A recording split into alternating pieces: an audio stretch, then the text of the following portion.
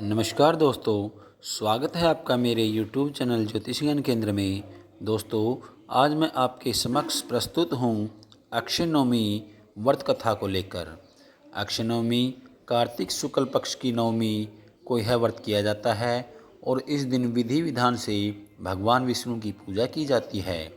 साथ ही आंवले के वृक्ष की पूजा भी की जाती है।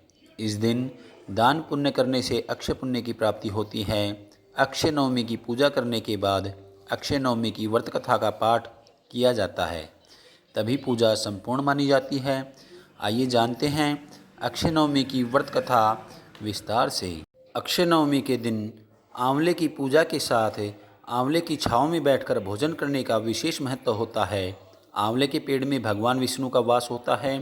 अक्षय नवमी की पूजा में व्रत कथा का पाठ करना भी जरूरी माना गया है। इस दिन भगवान विष्णु की पूजा करने से और तथा उसका पाठ करने से आपके घर में अक्षय धन की वृद्धि होती है और आपके परिवार के लोगों को आरोग्य के साथ सुख संपत्ति भी प्राप्त होती है। अक्षय नवमी की व्रत कथा इस प्रकार है। एक बार एक राजा था, उसका प्रण था वह रोज़ 1.25 मन आंवले दान करके ही खाना खाता था। इससे उसका नाम आंवल्या राजा नाम पड़ गया।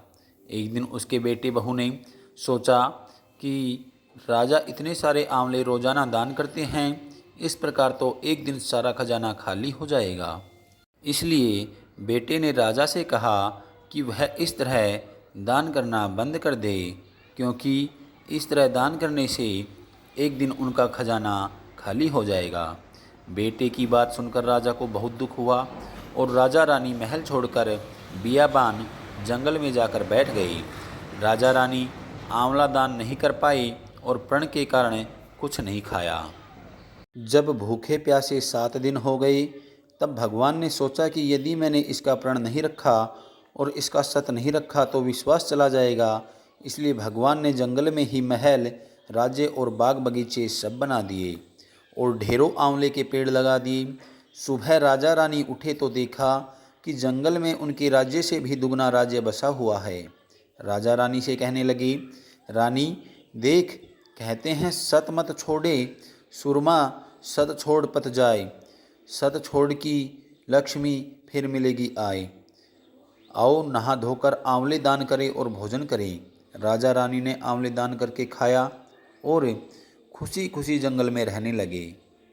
उधर आंवला देवता का अपमान करने व माता पिता से बुरा व्यवहार करने के कारण बहू बेटे के बुरे दिन आ गए। राज्य दुश्मनों ने छीन लिया, दाने दाने को मोहताज हो गए और काम खोजते हुए अपने पिता के राज्य में आ पहुँचे। उनके हालात इतने बिगड़े हुए थे कि पिता ने उन्हें बिना पहचाने हुए काम पर रख लिया।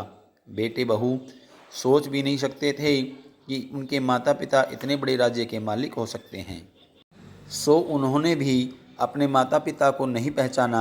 एक दिन बहू ने सास के बाल गूंथते समय उसकी पीठ पर मस्सा देखा। उसे यह सोचकर रोना आने लगा कि ऐसा मस्सा मेरी सास के भी था। हमने ये सोचकर उन्हें आंवले दान करने से रोका था कि हमारा धन नष्ट हो जाएगा। आज वे लोग न जाने कहाँ होंगे। यह सोचकर बहू को रोना आने लगा। आंसू टपक टपक कर सास की पीठ पर गिरने लगे। रानी ने तुरंत पलटकर देखा और पूछा कि तू क्यों रो रही है। उसने बताया, आपकी पीठ जैसा मस्सा मेरी सास की पीठ पर भी था। हमने उन्हें आंवले दान करने से मना कर दिया, इसलिए वे घर छोड़कर कहीं चले गई। तभी रानी ने उन्हें पहचान लिया, सारा हाल पूछा और अपना हाल बताया।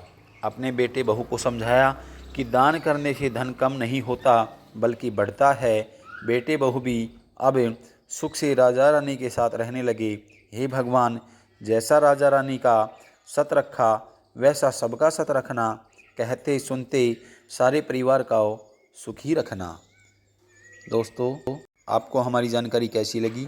अगर आपको हमारी जानकारी अच्छी लगी हो तो कमेंट बॉक्स राधे राधे अवश्य लिखें। मिलते हैं नेक्स्ट वीडियो में, तब तक के लिए राधे।